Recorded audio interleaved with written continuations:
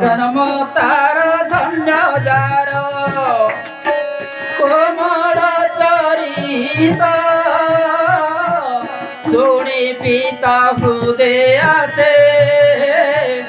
आनंद बहुत श्री राम राम राम प्रभु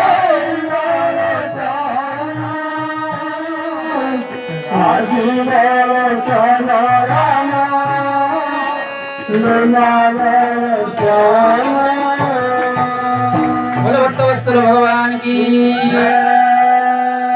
सही पुत्र धन्य अटे जगत मध्य जन्म नहीं कि जन्म तार धन्य जार कमल चरित शुणी पिता हृदय से आनंद बहुत सही पुत्र धन्य सही पुत्र तो मनीष सही पुत्र मानव हेबार योग्यता अर्जन करिछि जे पुत्र कार्यकलाप को देखी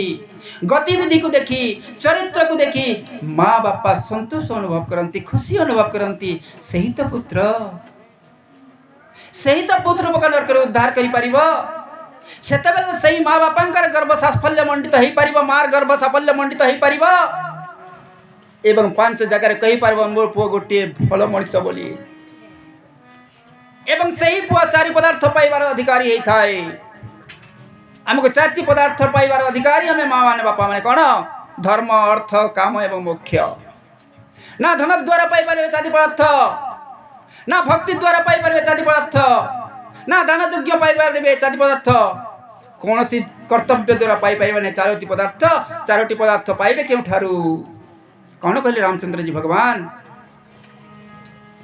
पिता माता प्राण सम मने जे कुमार